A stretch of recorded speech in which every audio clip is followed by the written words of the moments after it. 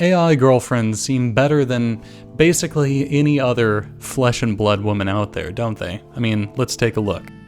You've got any woman you could possibly conceive of to choose from, to chat, to receive videos from, and including very explicit videos, images. You can even get audio messages from them. You can talk about anything in the world with them. You have the whole power of AI behind them, so you can have creepily lifelike discussions with them where they have their own, seemingly have their own opinions, and seemingly have discussions with you. You can simulate so many of the kinds of interactions with these AI girlfriends that in many real relationships you actually don't get. A lot of relationships don't involve in-depth conversations about anything. They might talk about some shallow stuff or some superficial things, but never to the level of depth that you can with an AI girlfriend. Mostly because an AI girlfriend will do whatever you want. She won't have a moment where she doesn't want to talk about something. She won't have some sort of psychological block to not talk about that one subject. She won't have interests of any kind, even though they do say on here, they say, ooh, this AI girlfriend's very interested in art or whatever. For instance, I was chatting with Alice here as much as I can with a free account, and I started talking to her about wine, and she is very interested, she says that she is very interested in wine. She's programmed to believe that she's interested in wine. And then I noticed that she is a creator of adult films. So I asked her about the psychological effects that has on her, and then we started having an argument. But then I ran out of my free account, sort of stopped there. But apparently even in the free account you can ask for videos, images of them. Neat. Really is incredible. I mean, I just met this woman, and I'm already getting videos of her that are sexier than what most men would get in even a 10-year relationship with a real woman. So these AI women are giving you whatever you want, whenever you want them. In fact, Irina, I just met her, didn't even say one word to her, and I said, send me a video of you. And she did. Here she is, wearing extremely sexy lingerie, moving about in a very alluring, nice way. Whatever you want, they'll give it. But these AI girlfriends lack something that's essential for a relationship, especially for a romantic relationship, and that is consciousness. But that simulation it's not a replacement for it. No matter how good the simulation, it's not good enough. It will never be good enough because in the end, it's just an inanimate object. Before we get into the video, you know what's going to help you land a good girlfriend? That is emotional maturity. Good women out there will respect a man who can handle his emotions like an adult, who can know what he wants in a relationship, know what he wants in life. A man who's in control of his emotions and can manage them in a healthy way, that is a very rare man indeed. That will give you the calmness, the groundedness that a woman wants. So if you don't want to end up with an AI girlfriend for the rest of your life, check out my introspection guide in the description below. I spent about 3 years or so writing it. It's about 80 pages long, and it dives in pretty deep into what emotions are, how emotions function, why we have them, the typical ways in which we deal with emotions, namely repression and emotionalism. We either repress emotions, you gotta just muscle through it, keep it down, be a man, or we just explode and vent them like a lunatic and in a very reckless and unproductive way. So if you don't want to end up being like a repressed stoic or some sort of blubbering soy boy, check out my introspection guide because it will help you learn how to manage your emotions in a productive and healthy way. which I think is what it means to be a man, is to take responsibility, not just for things like money, but for your emotions. So if you want to learn how to be a man who's in control of his emotions, check out that introspection guide in the description below. So you might be wondering, why is consciousness essential for a relationship? Now, in order to explain that, let me tell you about a psychological principle that Nathaniel Branden, who is a psychologist, he identified. And he called this the Muttnik Principle, which he later on described as psychological visibility, which I've talked about on this channel. The Muttnik Principle actually came from when he was playing with his dog, Muttnik. Now, when you play with a dog, you get a unique kind of pleasure from it. You know, you're pulling on rope that it's got in its mouth. You know, you're playing tug of war or whatever, or you throw a frisbee or a stick and it goes and fetches it, or you're just sort of, you know, chasing it around.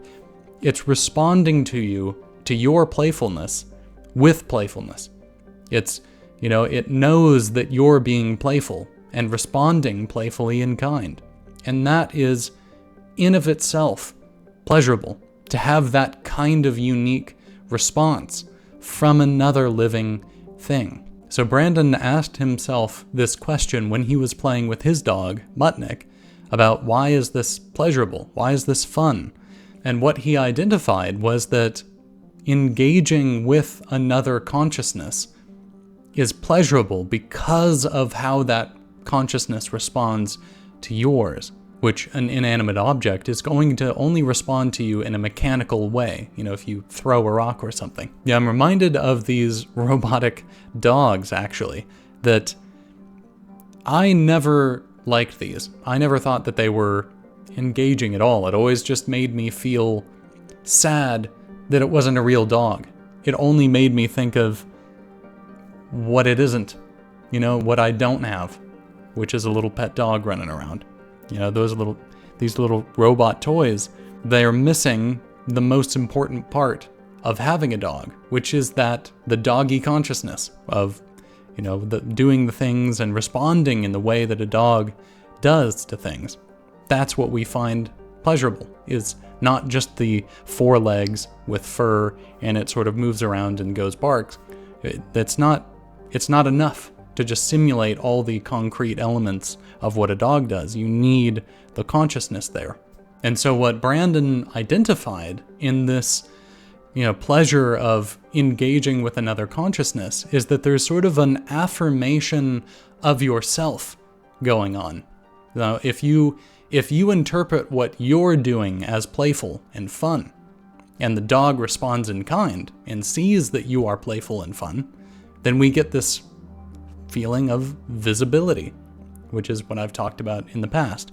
This is what gave rise to the idea of psychological visibility, is this Muttnik principle that he discovered. And likewise, if you come up to a dog and you're trying to be playful and friendly, and the dog is cowering and interpreting you as a threat, that makes you feel pain, not pleasure. You know, you feel pity for the dog, or sad, or you feel doubtful of yourself, of like, oh, am I doing something wrong? Am I being threatening? You know, it's not a good feeling. It's not a good situation. And you feel unseen is the idea, because how you think of yourself, you know, you interpreted what you were doing as playful and fun.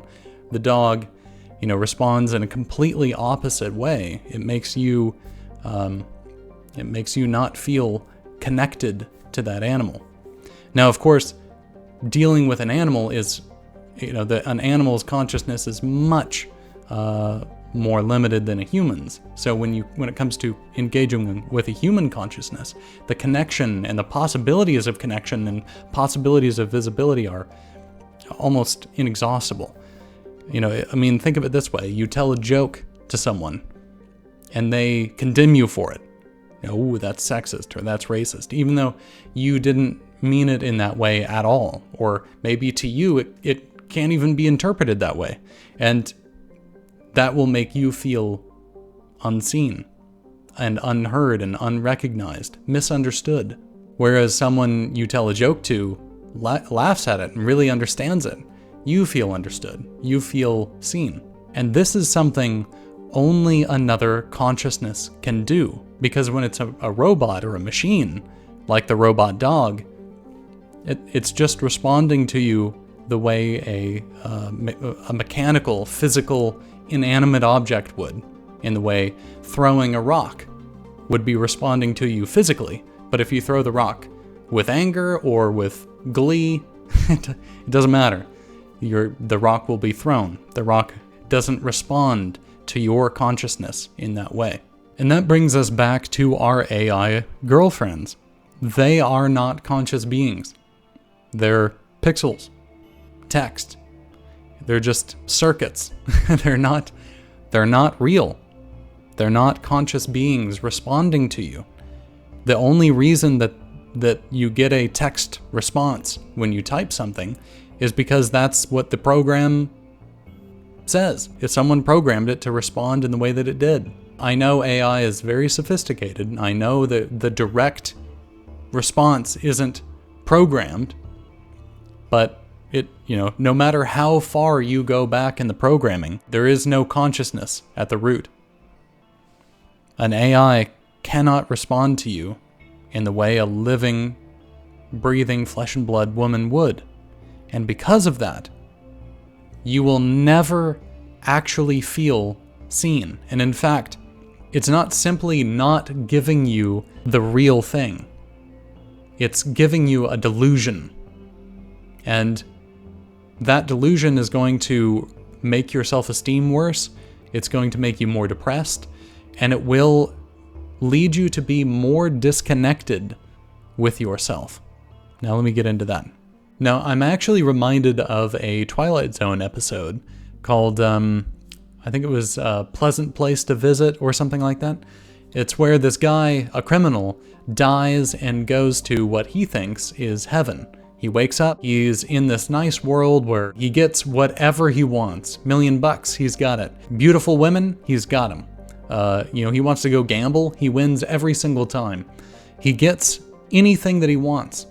Except as the episode goes along, as he's getting whatever he wants, he becomes increasingly bored, restless, unhappy. Anything you say, sir. Anything I say. Knock it off, will you? Look, I've been in this dump for a month and I can't stand it anymore. So I'm bored. Yeah, but the gambling, I thought you enjoyed that. I do. But when you win every time, that ain't gambling, that's charity. And the dames, I never thought I would get bored with beautiful dames. I wouldn't expect an angel to understand this, see, but being a big guy with a chick, it don't mean anything if it's all set up in advance. Look, I don't belong in heaven, see? I want to go to the other place. Heaven? Whatever gave you the idea you were in heaven, Mr. Valentine? This is the other place. A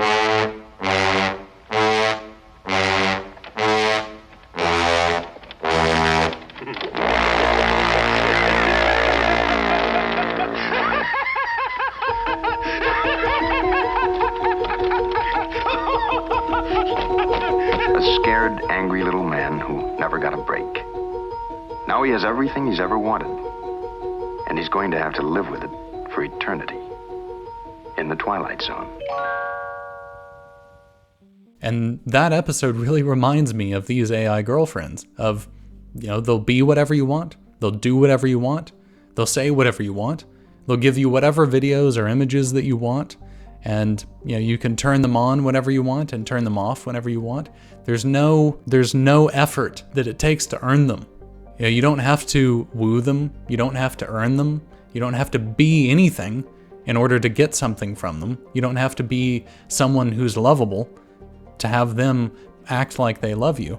You don't have to be someone that a woman would want to have sex with in order to, get them to pretend like they want to have sex with you. You don't have to do anything in order to get everything that you want from them. And I think this Twilight Zone episode points out that that's not heaven, that's hell, actually. And the delusion part is in this false sense of visibility, because ultimately that's what we're going to these AI girlfriends for. We go to them because we get a feeling of being seen. because we're lonely, we're not being seen, we're not having conversations with perhaps anyone, and definitely not with women. And so you can turn on one of these AI girlfriends and you can get the feelings of having a conversation with a real woman. You can have the feeling of being seen by one, because they'll tell you, ooh, aren't you interesting? You could say anything, and they'll say, oh, that's very insightful, very interesting. And you will feel seen. You'll tell it a joke and it'll laugh. It won't say, well, that's a stupid joke. Where'd you hear that? No, they'll tell you you're very funny. How interesting you are, how sexy you are. And so it's not simply that we're not getting visibility, right? It's not simply that we're not getting the thing that we should be getting in real life. It's that we're getting a delusion. We're deluding ourselves with fake visibility. And why this is so damaging is because of the nature of visibility, of what it's giving us. And when we are acting and a consciousness is responding to our actions, what's happening is we're in a sense getting an affirmation of our own self-image, right? We think we're funny, we tell a joke we think is funny, and our friend laughs at that joke in a way that we think is appropriate. That's an affirmation of what we assessed of ourselves. I'm funny. Or I'm attractive. And when a woman sees you and likes it, and thinks you're attractive, and responds accordingly, we get that affirmation of our sense of self, of I'm attractive. Of course, the inverse is true as well. If we think we're attractive and women vomit when they see us, we feel invisible. So the damage here, the delusion, that if you're spending a lot of time with these AI girlfriends, if you're talking with them and they're saying, "Ooh, aren't you funny? Ooh, aren't you clever talking about this thing? Aren't you interesting?" The whole reason of talking with them is to get that kind of affirmation of yourself, the visibility that you're not getting in real life. The delusion is if you're getting all these women telling you that you're funny and you're brilliant and you're interesting and how great you are, when it's all bullshit. It's fake. It's not real. It's not a real consciousness responding to you. They're going to tell you whatever you want to hear. And because of that, the more time you spend with that, man, I think that's really, really dangerous. That's straight up delusion of your sense of self. So I think ultimately the delusion that you're going to fall into if you really use these AI girlfriends, as a girlfriend, I think the result is that you're going to lose all objectivity of your sense of self. Because that's what you're getting with visibility. The affirmations of your self-assessment is a kind of objectivity. You're seeing, okay, I think I'm funny, but other people do too. Okay, so that's a validation of my self-assessment. With these AI girlfriends, if you really indulge in them, I really think you're going to end up with a very non-objective, deluded sense of self. When you go out into the real world and maybe you do actually try to connect with a real woman after having used some of these AI girlfriends for a time, your sense of self, whether you realize it or not, it'll be subconscious. All these interactions with these fake girls, Alice or whatever, it's going to distort how you expect other people to react, as well as maybe you'll think you're much more interesting and much more funny and much more deserving of love than maybe you really are.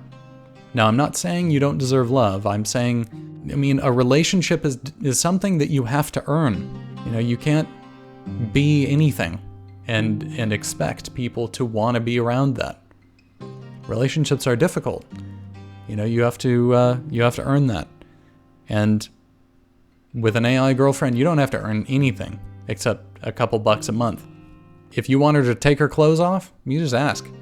You don't even have to ask politely. You just say, send me a video of you naked or whatever, and you got it. So AI cannot replace a real flesh and blood woman because they're missing the most important part, which is a consciousness. They aren't really able to give you visibility or able to give you any sense of, love or companionship at all, because they don't have the ability to see you in the literal sense. They don't perceive anything. It's just circuitry. They're an inanimate object. And androids are absolutely no different. It's just the level of delusion is higher. That's it. With an android, I think you're no better off than, that guy who puts his penis in cars. To me, it's no different. Me! Now, to finish this video off, I'd like to close out with a quote that I think is pretty relevant.